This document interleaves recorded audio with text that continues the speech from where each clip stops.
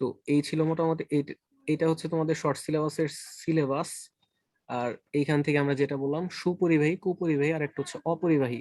তোমাদের যেটা মাথায় রাখতে হবে সেটা হচ্ছে এক্সাম্পল গুলা মাথায় রাখতে হবে। হ্যাঁ, তোমাদের তো এখন আর ছোট ক্লাসে পড়ো না যে এইটা আসবে যে সুপরিবাহী কাকে বলে, কুপরিবাহী কাকে বলে, এক্সাম্পল গুলা মাথায় রাখবা। সুপরিবাহী হচ্ছে অ্যাসিড মিশ্রিত পানি এবং সকল ধাতু। আর কুপরিবাহী হচ্ছে কি, বিশুদ্ধ পানি। কুপরিবাহী হচ্ছে কি, কুপরিবাহী হচ্ছে বিশুদ্ধ পানি। এই বই থেকে তোমরা হচ্ছে এই এক্সাম্পল গুলো একটু পড়ে নিবা, এর বাইরেও যদি কোনো এক্সাম্পল থাকে সেগুলো একটু পড়ে নিবা। বুঝতে পেরেছো? জি ভাই। আচ্ছা, বিদ্যুৎ পরিবহনটা কিভাবে হয় সেটার উপর ভিত্তি করে আবার পদার্থগুলোকে দুই ভাগে ভাগ করা যায়। একটা হচ্ছে ধাতব বা ইলেকট্রনীয় পরিবাহী, আর একটা হচ্ছে তড়িৎ বিশ্লেষ্য পরিবাহী। তো ইলেকট্রন পরিবহনের মাধ্যমে, অর্থাৎ আমরা সুপরিবাহীকে ক্লাসিফাই করতেছি। হ্যাঁ, সুপরিবাহী পদার্থ হচ্ছে দুই রকমের, একটা হচ্ছে ইলেকট্রনীয় পরিবাহী আর একটা হচ্ছে তড়িৎ বিশ্লেষ্য পরিবাহী। তো ইলেকট্রনীয় পরিবাহী পদার্থ হচ্ছে যাদের ভেতর দিয়ে ইলেকট্রন পরিবহনের মাধ্যমে বিদ্যুৎ পরিবহনটা হয়, তাদেরকে বলা হয় ইলেকট্রনীয় পরিবাহী। যেমন ধাতু যতগুলো আছে, প্রতিটা ধাতুর মধ্য দিয়ে তোমার হচ্ছে ইলেকট্রন পরিবহনের মাধ্যমে বিদ্যুৎ পরিবহন হয়, এজন্য এদেরকে ইলেকট্রনীয় পরিবাহী বলা হয়। যেমন কপার, অ্যালুমিনিয়াম, লোহা, সিলভার, দস্তা সহ সব ধাতু। আচ্ছা, আর তড়িৎ বিশ্লেষ্য পরিবাহীটা হচ্ছে, তড়িৎ বিশ্লেষ্য পরিবাহী হচ্ছে ওই সকল পদার্থ যাদের মধ্যে দিয়ে আয়ন বিনিময়ের মাধ্যমে বিদ্যুৎ পরিবহন হয়। আয়ন বিনিময় হয়। তো এটা কিন্তু এক্সাম্পল ইয়েতে আসতে পারে, তোমার হচ্ছে এমসিকিউ তে আসতে পারে যে তড়িৎ বিশ্লেষ্য পরিবাহীর মধ্য দিয়ে কিভাবে বিদ্যুৎ পরিবহন হয়, আয়ন বিনিময়ের মাধ্যমে। ঠিক আছে। আচ্ছা, এই তড়িৎ বিশ্লেষ্য পরিবাহী ওই পদার্থগুলা, আয়নিক যৌগ যেগুলো আছে, যদি এক্সাম্পল গুলা খেয়াল করো, sodium chloride, hydrochloric acid, sodium hydroxide, copper sulphate, এই সবগুলো হচ্ছে তড়িৎ বিশ্লেষ্য পরিবাহী। একটু যদি খেয়াল করো, সোডিয়াম ক্লোরাইড এটা একটা আয়নিক যৌগ, ভাঙলে পাওয়া যায় সোডিয়াম আয়ন, ক্লোরাইড আয়ন। তো তড়িৎ বিশ্লেষ্য পরিবাহীর মধ্য দিয়ে যখন বিদ্যুৎ পরিবহন হয় তখন হচ্ছে এই আয়ন গুলা বিনিময় হয় এবং এইভাবে বিদ্যুৎ পরিবহনটা হয়। ঠিক আছে। আহ তড়িৎ বিশ্লেষ্য পরিবাহী, এই তড়িৎ বিশ্লেষ্য পরিবাহী পদার্থগুলোর মধ্যে আবার হচ্ছে দুই রকমের পদার্থ আছে, একটা হচ্ছে তীব্র তড়িৎ বিশ্লেষ্য পরিবাহী আর একটা হচ্ছে মৃদু তড়িৎ বিশ্লেষ্য পরিবাহী। তীব্র তড়িৎ বিশ্লেষ্য পরিবাহী আর একটা হচ্ছে মৃদু তড়িৎ বিশ্লেষ্য পরিবাহী। তীব্র তড়িৎ বিশ্লেষ্য পরিবাহী হচ্ছে তীব্র অ্যাসিড, যত তীব্র অ্যাসিড আছে, তীব্র অ্যাসিড, তীব্র ক্ষার, এবং তীব্র অ্যাসিড এবং তীব্র ক্ষারের বিক্রিয়ায় যে লবণগুলা তৈরি হয়, এই সবগুলো হচ্ছে সবল বা তড়িৎ বিশ্লেষ্য পরিবাহী। যেমন মনে করো হাইড্রোক্লোরিক অ্যাসিড, সোডিয়াম হাইড্রোক্সাইড, এগুলো হচ্ছে তীব্র অ্যাসিড, তীব্র ক্ষার, এবং এদের বিক্রিয়ায় যে লবণগুলো হয় যেমন সোডিয়াম ক্লোরাইড, এগুলো হচ্ছে তীব্র তড়িৎ বিশ্লেষ্য পরিবাহী। এদের মধ্য দিয়ে তোমার হচ্ছে খুব দ্রুত বিদ্যুৎ পরিবহন হইতে পারে। আর দুর্বল তড়িৎ বিশ্লেষ্য পরিবাহী হচ্ছে যে দুর্বল ক্ষার, তারপর হচ্ছে দুর্বল অ্যাসিড, এগুলো হচ্ছে তোমার দুর্বল অ্যাসিড বা দুর্বল বেজ, এগুলো হচ্ছে দুর্বল তড়িৎ বিশ্লেষ্য পরিবাহী। যেমন হচ্ছে তোমার একটা দুর্বল অ্যাসিডের কথা যদি বলি, সেটা হচ্ছে যেমন ইথানোয়িক অ্যাসিড, CH3COOH, জৈব অ্যাসিড।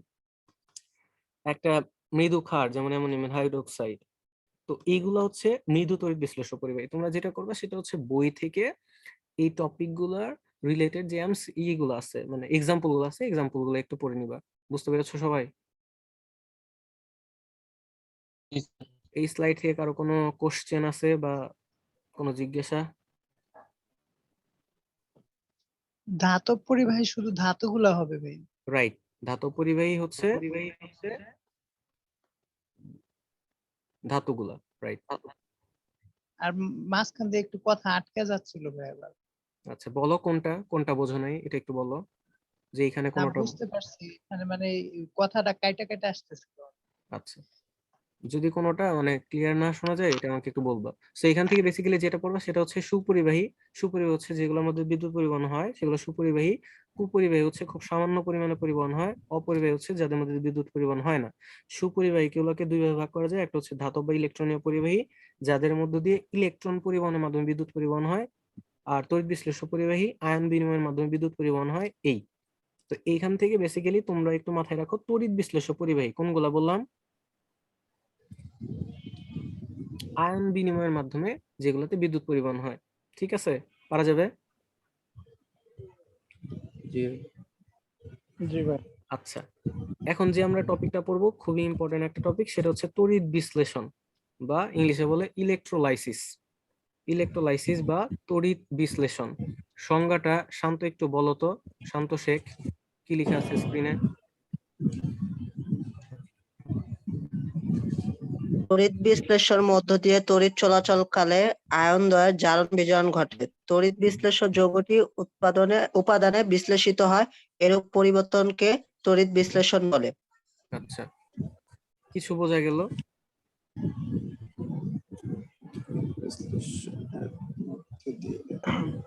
কিছু বুঝতে পারছো?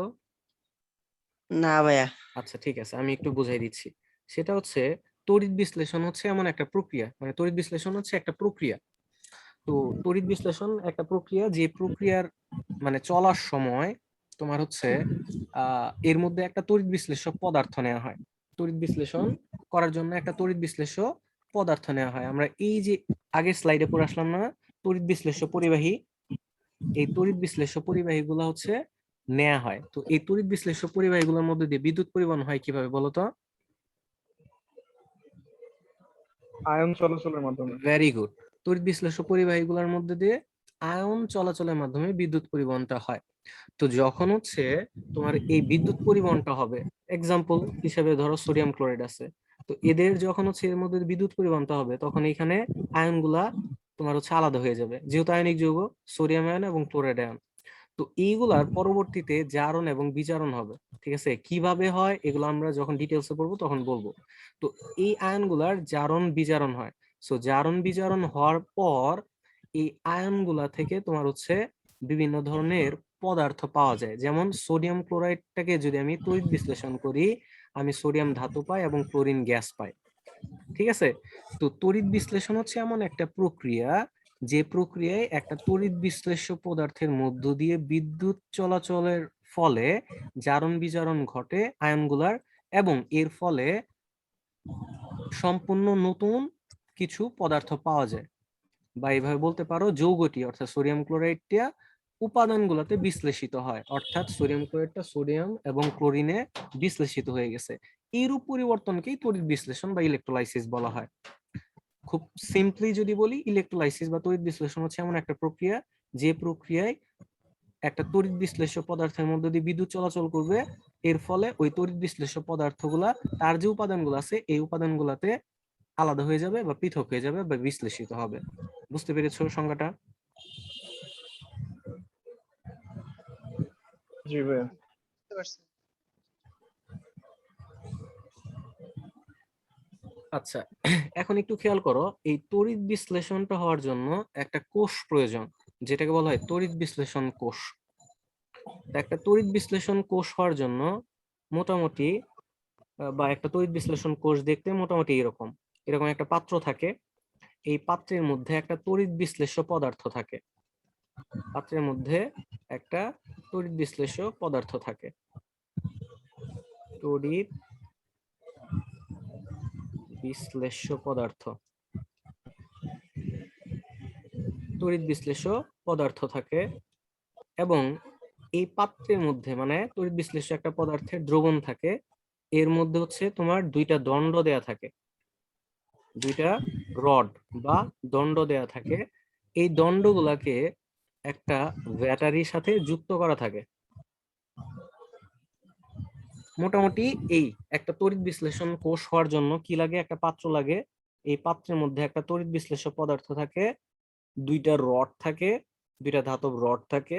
এই রড গুলাকে একটা ব্যাটারির সাথে তোমার যুক্ত করা হয়। ঠিক আছে, তো তড়িৎ বিশ্লেষণ আমরা তো জানি, তড়িৎ বিশ্লেষণ করার জন্য কি করতে হবে? আমার বিদ্যুৎ চালনা করতে হবে। তো এই তড়িৎ বিশ্লেষণ কোষ যদি প্রশ্ন করে তড়িৎ বিশ্লেষণ কোষ কি, তো তড়িৎ বিশ্লেষণ কোষ হচ্ছে এমন একটা কোষ যেখানে তড়িৎ শক্তি রাসায়নিক শক্তিতে পরিবর্তন হয়। দীপ, কিছু লিখতেছো? সরি ভাই, এটা কি এলো? আচ্ছা, আমি এটা করে দিচ্ছি। তোমার হচ্ছে স্ক্রিন স্ক্রিন হ্যাঁ, গরম আছে না ওকে, তড়িৎ শক্তি সিরিয়াসলি রাসায়নিক শক্তিতে রূপান্তরিত হয়।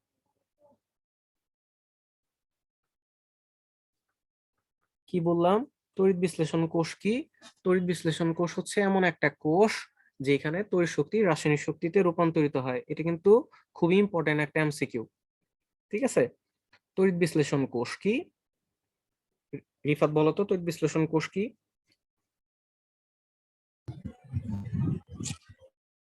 কোষের মধ্যে দিয়ে তড়িৎ বিশ্লেষ্য পদার্থের বিশ্লেষণ হয়। তড়িৎ বিশ্লেষণ কোষ কি?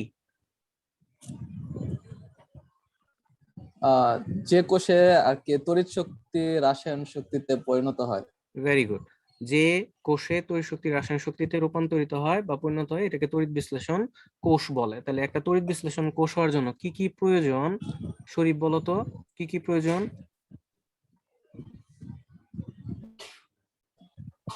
একটা পাত্র, তড়িৎ বিশ্লেষ্য পদার্থ, দুটো ধাতব দণ্ড এবং একটা কোষ। Very good. এখন একটু খেয়াল করে দেখো, এইখানে একটা তড়িৎ বিশ্লেষণ কোষে আমি একটা তড়িৎ বিশ্লেষ্য পদার্থ নিব। যেমন কি কি নিতে পারি? যেমন সোডিয়াম ক্লোরাইড একটা তড়িৎ বিশ্লেষ্য পদার্থ আমি নিতে পারি। দুইটা যে দণ্ড আছে এই দণ্ডগুলোকে বলা হয় ইলেকট্রোড। কি বলা হয়? ইলেকট্রোড, বা বাংলায় বলে তড়িৎদ্বার। দুইটা যে দণ্ড আছে এই দণ্ডগুলোকে কি বলা হয়? ইলেকট্রোড বা তড়িৎদ্বার। এই তড়িৎদ্বার গুলা হচ্ছে আবার দুই রকমের, একটা হচ্ছে অ্যানোড আর একটা হচ্ছে ক্যাথোড। তড়িৎদ্বারের একটাকে বলা হয় অ্যানোড আর একটাকে বলা হয় ক্যাথোড। এখন প্রশ্ন হচ্ছে কোনটাকে অ্যানোড কোনটাকে ক্যাথোড বলা হয়? কেউ কি উত্তর দিতে পারবা কোনটা অ্যানোড কোনটা ক্যাথোড? এনিওয়ান? প্লাসটা অ্যানোড মাইনাসটা ক্যাথোড মনে হয়। প্লাসটা অ্যানোড মাইনাসটা Right. ক্যাথোড। আচ্ছা, আর কেউ? জারণ হলে মনে হয় অ্যানোডে জারণ অ্যানোড হয়। ওকে অ্যানোডে তো জারণ। ওকে, আর কেউ? মাইনাসটা ক্যাথোড আর প্লাসটা অ্যানোড। আচ্ছা, এটা রিফা তো বলছে। আর কেউ অন্য আমি কোনো ওইটাই উত্তর? বলছি।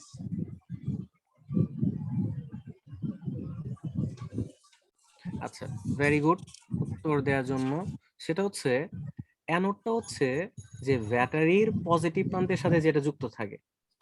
হ্যাঁ, হ্যাঁ ওকে বলা ব্যাটারির উচিত। ব্যাটারির পজিটিভ প্রান্তের সাথে যেটা যুক্ত থাকবে সেটা হচ্ছে অ্যানোড, আর ব্যাটারির নেগেটিভ প্রান্তের সাথে যেটা যুক্ত থাকবে সেটা হচ্ছে ক্যাথোড। ভাই জারণ হয় না? হ্যাঁ, আসবো, ওই জায়গাটাতে আসবো। ভেরি গুড, অ্যানোডে জারণ হয়। গুড, অ্যানোডে জারণ হয়। আচ্ছা, এটা উত্তর হবে যে যে কোষে যে দণ্ডে যে দণ্ডে জারণ হয় সেটা হচ্ছে অ্যানোড, আর যে দণ্ডে তোমার বিজারণ হয় সেটা হচ্ছে ক্যাথোড। এটা উত্তর হবে। হ্যাঁ, তবে এই এই যে ডেফিনেশন গুলা তোমরা দিচ্ছ এই ডেফিনেশন গুলা আরো স্পেসিফিক যদি বলি যে তড়িৎ বিশ্লেষণ কোষের অ্যানোড কোনটা, তাহলে কিন্তু এটা দিলে উত্তর হবে। কিন্তু আরো যদি স্পেসিফিক ভাবে বলো তাহলে বলতে হবে যে তড়িৎ বিশ্লেষণ কোষের ব্যাটারির পজিটিভ প্রান্তের সাথে যেটা যুক্ত থাকে যে দণ্ডটা সেটা হচ্ছে অ্যানোড। তাহলে এই হিসাবে লেফট সাইডে আমাদের যেটা আছে সেটা হচ্ছে অ্যানোড, রাইট সাইডে যেটা আছে সেটা হচ্ছে ক্যাথোড। বোঝা গেছে? জি ভাই। এই জি ভাই। মোটামুটি এটাই হচ্ছে একটা তড়িৎ বিশ্লেষণ কোষ। এখন অলরেডি উত্তর দিয়ে ফেলছো। অ্যানোডে কি হয়? জারণ জারণ হয়। আর ক্যাথোডে কি হয়? এই জারণ বিজারণ হয়। আচ্ছা, জারণ মানে কি বলতো? ইলেকট্রন গ্রহণ নাকি ত্যাগ? ত্যাগ। রাইট, ইলেকট্রন ইলেকট্রন ত্যাগ। জারণ মানে হচ্ছে ছাড়ন। হ্যাঁ, জারণ মানে ছাড়ন, আর বিজারণ মানে কি? গ্রহণ, ইলেকট্রন গ্রহণ। গুড, ভেরি গুড, তোমাদের আইডিয়া মোটামুটি আছে। আমরা হচ্ছে এখন যেটা করব সেটা হচ্ছে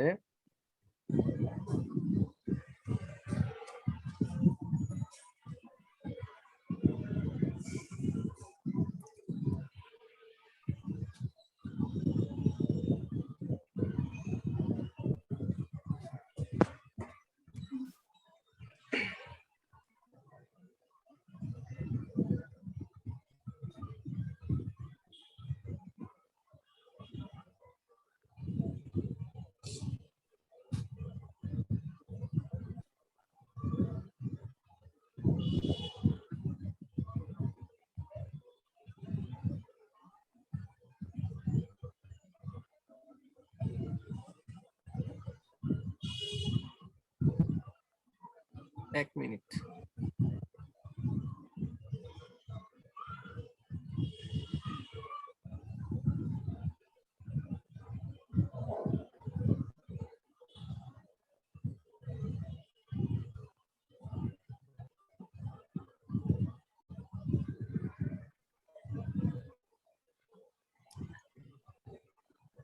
সবাই কি একটা ব্ল্যাক স্ক্রিন দেখতে পাচ্ছো? জি ভাই। আচ্ছা, পাচ্ছি। এইখান থেকে আমরা এখন যেটা পড়বো সেটা হচ্ছে আমরা কিছু প্র্যাকটিক্যাল এক্সাম্পল দেখবো যে তড়িৎ বিশ্লেষণ, যেমন সোডিয়াম ক্লোরাইডের তড়িৎ বিশ্লেষণ দেখবো। এবং এইখান থেকে তোমাদের এমসিকিউ আসে, আবার সিকিউ আসে, এবং সিকিউ এর জন্য এটা লাগবে। যে প্রশ্ন আসে সোডিয়াম ক্লোরাইডের তড়িৎ বিশ্লেষণে অ্যানোড এবং ক্যাথোডে কি পাওয়া যায়, এই ধরনের প্রশ্ন আসে। সো আমরা এখন দেখবো সোডিয়াম ক্লোরাইডের তড়িৎ বিশ্লেষণ। আচ্ছা, তো সোডিয়াম ক্লোরাইডের তড়িৎ বিশ্লেষণ করার জন্য আমাদের হচ্ছে একটা তড়িৎ বিশ্লেষণ কোষ লাগবে, যেটা হচ্ছে এরকম একটা তড়িৎ বিশ্লেষণ কোষ আমরা নিলাম। নেয়ার পরে এই পাত্রের মধ্যে তোমার হচ্ছে কি নিব, সোডিয়াম ক্লোরাইডের পদার্থ নিলাম, গলিত সোডিয়াম ক্লোরাইড। এটাকে আমরা কি নিছি, গলিত সোডিয়াম ক্লোরাইড। এইখান থেকে একটা এমসিকিউ বলি যে তড়িৎ বিশ্লেষণ হতে পারে দুই অবস্থায়, একটা হচ্ছে গলিত অবস্থায় আর একটা হচ্ছে দ্রবীভূত অবস্থায়। পদার্থের গলিত অবস্থায় এবং দ্রবীভূত অবস্থায় তড়িৎ বিশ্লেষণ হয়, এটা কিন্তু একটা এমসিকিউ যে তড়িৎ বিশ্লেষণ হয় কি কি অবস্থায়, একটা হচ্ছে গলিত অবস্থায় আর একটা হচ্ছে দ্রবীভূত অবস্থায়। এখন খেয়াল করো, আমরা গলিত সোডিয়াম ক্লোরাইড নিছি। আচ্ছা, কেউ কি আমাকে একটু বলতে পারবা গলিত সোডিয়াম ক্লোরাইড বলতে আসলে কি বোঝাচ্ছি?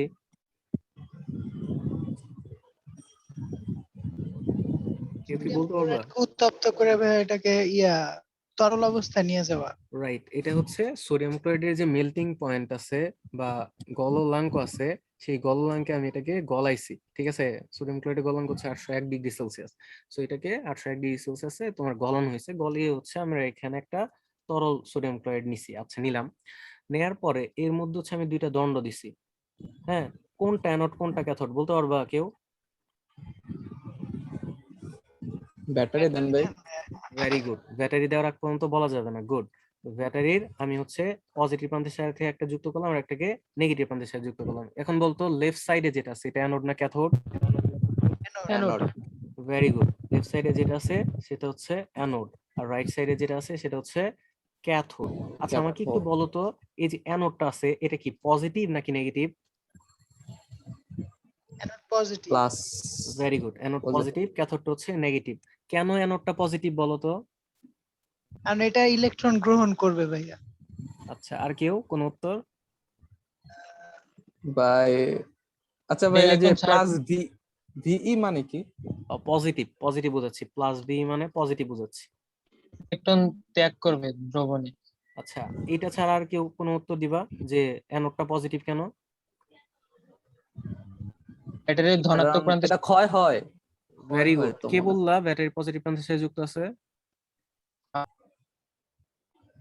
কে বলছো? আমি ভাই। আমি নাম বিনয়। বলতে হবে? আমি না, নাম। হ্যাঁ, বিনয়। ভেরি গুড বিনয়। সেটা হচ্ছে খুব সিম্পল কথাবার্তা যে এখানে আমার দণ্ড আছে, হ্যাঁ, কোনো একটা দণ্ড, সেটা পজিটিভও না নেগেটিভও না। আমি যখন এই দণ্ডটাকে আমি ব্যাটারি পজিটিভ প্রান্তের সাথে যুক্ত করছি, সেটা সাথে সাথে পজিটিভ হয়ে গেছে। আমি যখন এই দণ্ডটাকে নেগেটিভ প্রান্তের সাথে যুক্ত করছি, সেটা নেগেটিভ হয়ে গেছে। ঠিক আছে, এটা হচ্ছে উত্তর। ব্যাটারি যেহেতু পজিটিভ প্রান্তের সাথে যুক্ত আছে দ্যাটস ওয়াই পজিটিভ, যেহেতু ব্যাটারি নেগেটিভ প্রান্তের সাথে যুক্ত আছে সেহেতু হচ্ছে নেগেটিভ। এখন খেয়াল করো, আমি ব্যাটারি দিছি, ব্যাটারি দিয়ে যদি সুইচ অন করে দেই, এর মধ্যে দিয়ে আমার ইলেকট্রিসিটি পাস হবে। আর ইলেকট্রিসিটি যখন পাস হবে, তখন এই যে সোডিয়াম ক্লোরাইডটা আছে, এই সোডিয়াম ক্লোরাইডটা কিন্তু আমার কি হয়ে যাবে, বিয়োজিত হয়ে যাবে, বিশ্লেষিত হয়ে যাবে। বিশ্লেষিত হয়ে সোডিয়াম আয়ন এবং ক্লোরাইড আয়ন তৈরি করবে। এখন একটু আমাকে পিয়াল বলো তো, এখানে সোডিয়াম আয়ন যেটা আছে এটা কি ক্যাটায়ন না অ্যানায়ন? ভাই ক্যাটন। Cation, very good.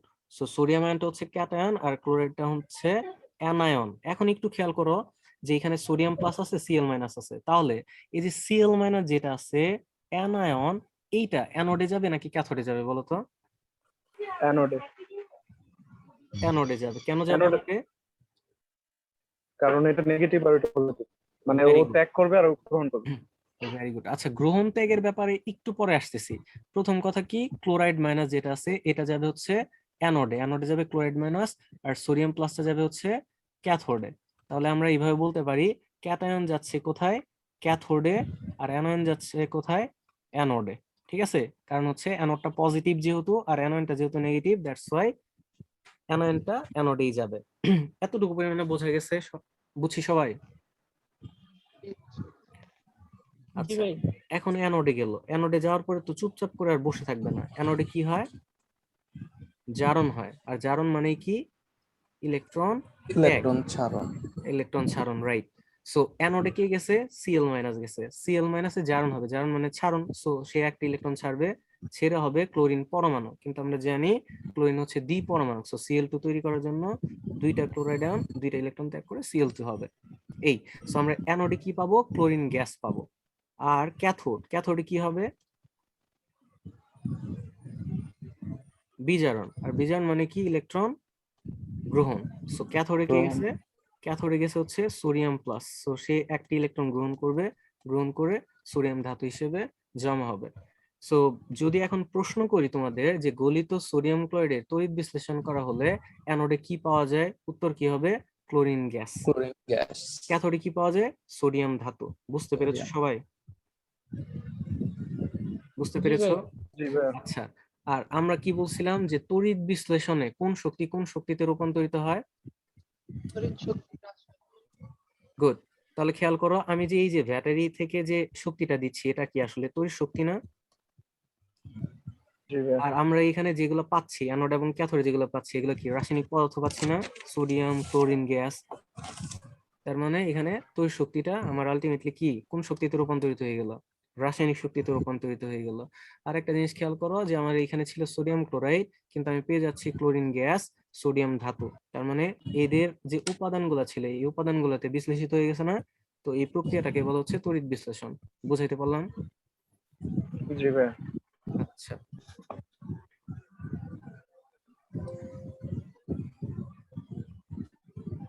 আশা করি পারা যাবে। ওকে, পারবা না? এখানে কি কিছু নিচে জমা হবে? একটু জোরে বলতে হবে, একটু জোরে, আর একটু জোরে। মাইক্রোফোনটা ফোনের কাছে নিয়ে। এখানে কোনো পদার্থ কি নিচে জমা হবে? কোথায়? না, এখানে কোনো পদার্থ নিচে জমা হবে না। কারণ আমি এখানে দেখো, এখানে শুধুমাত্র তোমার হচ্ছে সোডিয়াম ক্লোরাইড, গলিত সোডিয়াম ক্লোরাইড নিছি। এখানে আর অন্য কোনো পদার্থ থাকার স্কোপ নাই। সোডিয়ামটা ভাই কি হিসাবে থাকবে? ওই যে সোডিয়াম ধাতু তড়িৎদ্বারের হিসেবে সাথে? থাকবে। সোডিয়াম ধাতু হিসেবে থাকবে। ওকে, কে প্রশ্নটা করছো ক্যাথোডের আমাকে গায়ে বলো। জমা হবে ভাই?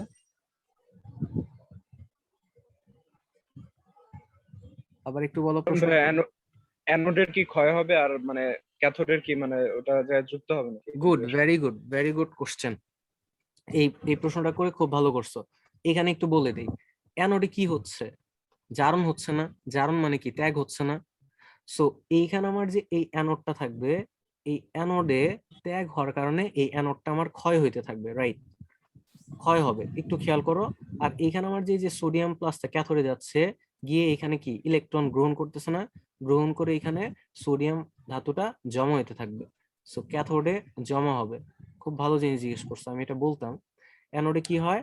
ক্ষয় হয়। ক্যাথোডে কি হয়? জমা হয়। এটা কিন্তু একটা এমসিকিউ। অ্যানোড কি হয়? ক্ষয়। ক্ষয় হয়। ক্ষয় হয়। আর ক্যাথোডে কি হয়? জমা। জমা হয়। অ্যানোডে ক্ষয় হয় কারণ হচ্ছে ইলেকট্রন ত্যাগ ঘটতেছে, হ্যাঁ। আর ক্যাথোডে জমা হচ্ছে কারণ ইলেকট্রন গ্রহণ হইতেছে। ওকে, আচ্ছা, আরেকজন একটা কোশ্চেন করছিল যে ভাই এখানে নিচে কোনো কিছু জমা হবে কিনা। এই জায়গাটাতে এখন আসতেছি। এখন যে টপিকটা পড়াবো, যে এক্সাম্পলটা পড়াবো ওইটাতে আসবে নিচে কোনো কিছু জমা হবে কিনা। তোমরা এটা বলো, যতটুকু এখানে বলছি এইটুকু পরিমাণ বোঝা গেছে কিনা, এর মধ্যে কারো কোনো জি সমস্যা আছে ভাই। কিনা? বিনয় জি বলো। ভাই, ক্লিয়ার। না, প্রবলেম নেই ভাই। ইলেকট্রন যে নিতেছে ক্লোরিন, আচ্ছা ইলেকট্রন যে ত্যাগ করতেছে ক্লোরিন, সেটা ওই অ্যানোডে ত্যাগ করার কারণে অ্যানোডে তো জমা হওয়ার কথা। মানে ইলেকট্রন জমা হওয়ার কারণে ক্লোরিনের বুদবুদ দেখা যাওয়ার কথা, আর অ্যানোডের কোনো ক্ষতি হওয়ার তো কথা না ভাই। একটু খেয়াল করো, আমি যে এই যে দণ্ডটা নিছি, হ্যাঁ, এই দণ্ড খেয়াল করো, এখানে কিন্তু আমার ক্লোরিনের কোনো দণ্ড নাই। ক্লোরিন কিন্তু কোনো একটা গ্যাস। এই যে দণ্ডগুলা নিছি আমি কিন্তু বলি নাই আমি কিসের দণ্ড নিছি, হ্যাঁ। এগুলা বলবো আস্তে আস্তে, যত ভেতরে যাব তত বলবো, এরপরের টপিকে আমি বলবো। এই যে দণ্ডগুলা নেওয়া হয়েছে, এই দণ্ডগুলা হচ্ছে আমি না বলে, মানে এখানে না বলা কথা সেটা সেটা হচ্ছে আমি প্লাটিনাম দণ্ড নিচ্ছি, ঠিক আছে, প্লাটিনামের দণ্ড নিছি। এখন একটু খেয়াল করো যে এই প্লাটিনাম দণ্ডের এইখানে যখন ক্লোরিনটা যাবে, ক্লোরিনটা যাওয়ার পরে এই ক্লোরিনটা আমার ইলেকট্রন ত্যাগ করবে, ক্লোরিনটা ইলেকট্রন ত্যাগ করে তোমার হচ্ছে ক্লোরিন গ্যাস হবে, এবং ক্লোরিন গ্যাসের বুদবুদটা এই দিক দিয়ে দেখা যাবে, ঠিক আছে। আর ত্যাগ যে করবে, এটা ত্যাগটা কে করবে, তোমার হচ্ছে এই যে আমার যে ধাতুটা আছে,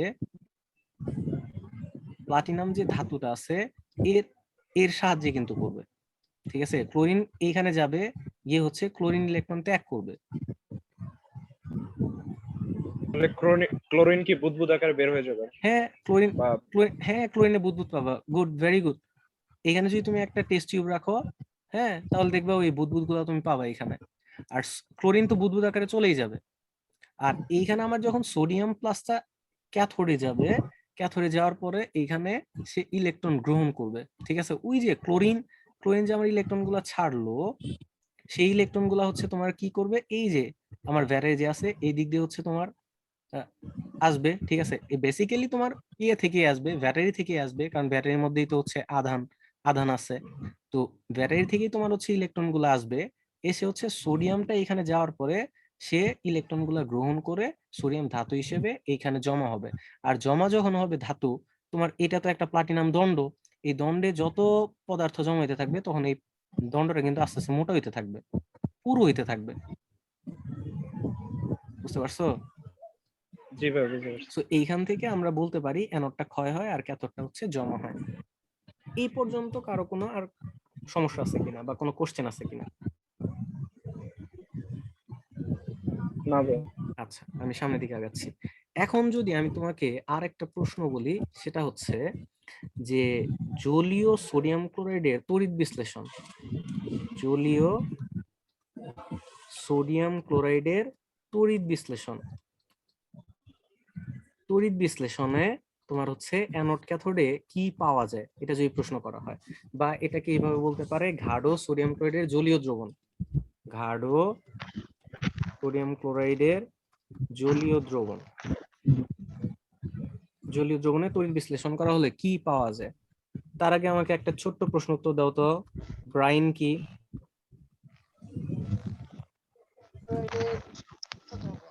সোডিয়াম ক্লোরাইডের জলীয় দ্রবণ। ভেরি গুড, সোডিয়াম ক্লোরাইডের গাঢ় জলীয় দ্রবণ, ব্রাইন হচ্ছে গাঢ় জলীয় দ্রবণ, সোডিয়াম ক্লোরাইডের গাঢ় জলীয় দ্রবণকে ব্রাইন বলে, ঠিক আছে। সো প্রশ্ন কিন্তু এটাও করতে পারে, ব্রাইন কি। আচ্ছা, এখন আমি করব যেটা, সেটা হচ্ছে সোডিয়াম ক্লোরাইডের জলীয় দ্রবণ। আচ্ছা, জলীয় দ্রবণ মানে বোঝাই যাচ্ছে সোডিয়াম ক্লোরাইডটা পানির মধ্যে মেশানো আছে, রাইট?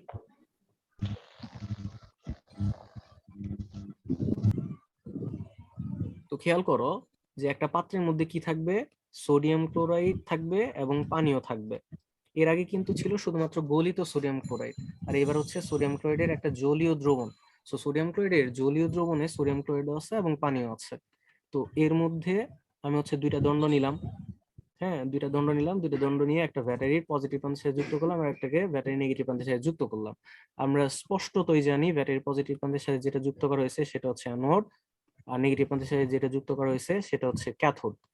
আর পজিটিভ প্রান্তের সাথে যেটা যুক্ত করা আছে অ্যানোড, সেটা পজিটিভ, আর ক্যাথোডটা হচ্ছে নেগেটিভ। সো প্রশ্ন তোমাদের যেটা করে যে তড়িৎ বিশ্লেষণ কোষের অ্যানোডটা পজিটিভ না নেগেটিভ, উত্তর হচ্ছে পজিটিভ। এখন খেয়াল করো, আমি যদি এখানে বিদ্যুৎ চালনা শুরু করে দেই তখন কি হবে, এই সোডিয়াম ক্লোরাইডটা ভেঙে যাবে, ভেঙে গিয়ে কি তৈরি করবে, সোডিয়াম আয়ন এবং ক্লোরাইড আয়ন তৈরি করবে। আর পানি সেটাও ভেঙে যাবে, ভেঙে গিয়ে কি তৈরি করবে, H+ এবং OH- তৈরি করবে। এখন একটু আমাকে মাহমুদুল হাসান শান্ত বলো তো, এদের মধ্যে ক্যাটায়ন কোনগুলা? সোডিয়াম প্লাস আর hydrogen plus. Very good, sodium plus এবং H+, এগুলো হচ্ছে ক্যাটায়ন। আচ্ছা, এই ক্যাটায়ন গুলা কোথায় যাবে, ক্যাথোডে যাবে নাকি অ্যানোডে যাবে? ক্যাথোডে যাবে। ক্যাথোডে যাবে। আচ্ছা, ক্যাথোড, তাহলে আমি ক্যাথোড লিখলাম। ক্যাথোডে কে কে গেল, সোডিয়াম প্লাস এবং কে গেল, H+ গেল। আচ্ছা, তাহলে নিঃসন্দেহে বলা যায় যে অ্যানোড, অ্যানোডে কে যাবে, Cl- এবং OH-। এখন কথা হচ্ছে যে এই যে আমার ক্যাথোডে কি হয়? বিজারণ হয়। ক্যাথোডে কি হয়? বিজারণ হয়। আর অ্যানোডে কি হয়? জারণ হয়। এখন আমাকে কেউ কি বলতে পারবা, বিনয় বলো তো, এই যে সোডিয়াম প্লাস এবং এইচ প্লাস এই দুইটার মধ্যে কোনটার আগে বিজারণ হবে? সোডিয়ামে। সোডিয়ামের। কেন সোডিয়ামের আগে বিজারণ হবে? তড়িৎ ধনাত্মক বেশি তাই। আচ্ছা, ঠিক আছে। আচ্ছা, আর অ্যানোডে জারণ হয়। ইয়ে বলতো, শান্ত বলতো, কার আগে জারণ হবে, সিএল মাইনাস এর নাকি ওএইচ মাইনাস এর?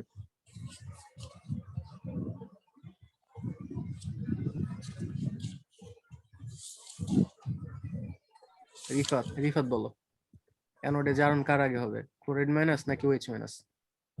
ভাই জানা নাই। আচ্ছা, জান নাই, ভেরি গুড। তাহলে এইখানে একটা আমরা কিন্তু ঝামেলায় পড়ছি। এর আগে খেয়াল করো, এর আগের যে এটা ছিল এক্সাম্পলটা, অ্যানোডে একজন গেছিল, সিএল মাইনাস গেছে, সিএল মাইনাস জারণ হয়ে গেছে, ক্যাথোডে সোডিয়াম প্লাস গেছে, সোডিয়ামের বিজারণ হয়ে গেছে। কিন্তু এইখানে একাধিক আয়ন যাওয়াতে আমার কিন্তু এখন ঝামেলা হচ্ছে, কার আগে বিজারণ হবে কার আগে জারণ হবে, এটা কিন্তু আমরা ডিসাইড করতে পারতেছি না। এইরকম সিচুয়েশনে আমাদের হচ্ছে তিনটা এই নিয়ম জানতে হবে। তড়িৎ বিশ্লেষণে প্রভাব সৃষ্টিকারী নিয়ামক হচ্ছে তিনটা, অর্থাৎ কে আগে জারণ হবে, মানে কার আগে জারণ হবে বা কার আগে বিজারণ হবে, এটার জন্য আমাদের হচ্ছে তিনটা জিনিস জানা লাগবে। এক হচ্ছে তড়িৎ রাসায়নিক সারি, নাম শুনছো কখনো? ইলেকট্রোকেমিক্যাল সিরিজ বা তড়িৎ রাসায়নিক সারি। তো এই তড়িৎ রাসায়নিক সারিটা আমাদের জানতে হবে, যে তড়িৎ রাসায়নিক সারিতে তোমার হচ্ছে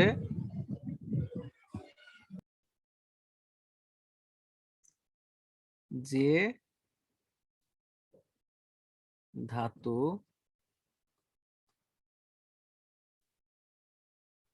নিচে আছে,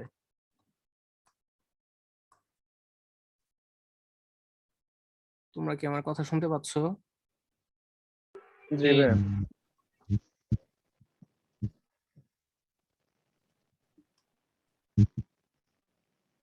স্ক্রিনে কি লিখতেছে একজন পড়ো তো। যে ধাতু যে- নিচে পর বিনয় পর। বলো বলো বলো, সমস্যা নাই, বলো, বিনয় বলো।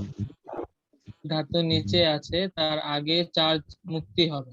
ওকে, ভেরি গুড। তারপর হচ্ছে 2 নাম্বারটা কি বলছে, সমধর্মী আয়নের ঘনমাত্রার প্রভাব।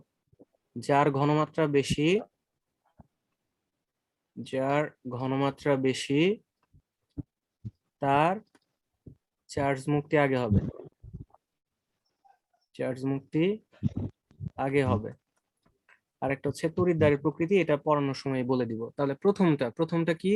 প্রথমটা বলছে তড়িৎ রাসায়নিক সারি, যে ধাতু নিচে আছে তার আগে চার্জ মুক্তি হবে। সমধর্মী আয়নের ক্ষেত্রে ঘনমাত্রার প্রভাব, অর্থাৎ যার ঘনমাত্রা বেশি তার আগে চার্জ মুক্তি হবে। আচ্ছা, চার্জ মুক্তি বলতে কি বুঝতেছো বলো তো কেউ? আগে জারিত না, জারণ বা electron বিজারণ যেটা আগে হবে। Very good. তার মানে জারণ বা বিজারণ সেটা হচ্ছে চার্জ মুক্তি। অর্থাৎ আমি যদি খেয়াল করি, ধরো সোডিয়াম প্লাসের কথা যদি বলি, সোডিয়াম প্লাস একটা ইলেকট্রন গ্রহণ করে সোডিয়াম হয়ে যায়, তার মানে এটা চার্জ মুক্ত হয়, বিজারণ হয়। আবার সিএল মাইনাস একটা ইলেকট্রন ত্যাগ করে সিএল2 হয়ে যায়, তার মানে চার্জ মুক্ত হয়ে যায়, তাই না? তো এইগুলো হচ্ছে চার্জ মুক্তি, হয় জারণ বা বিজারণ। অর্থাৎ কার আগে জারণ হবে বা কার আগে বিজারণ হবে সেটা ডিপেন্ড করতেছে তড়িৎ রাসায়নিক সারির উপর। তো তড়িৎ রাসায়নিক সারিতে যে ধাতু নিচে আছে তার আগে জারণ বা বিজারণ হবে, যার ঘনমাত্রা বেশি তার আগে জারণ বা বিজারণ হবে। তড়িৎদ্বারের প্রকৃতি এটা আমরা একটু পরে বলতেছি। ভাইয়া একটা প্রশ্ন আছে, যার সক্রিয়তা বেশি সেটা কি মানে আগে জারণ বা বিজারণ হবে? আচ্ছা, এই জায়গায় এই সক্রিয়তার ব্যাপারটা আইনো না আপাতত,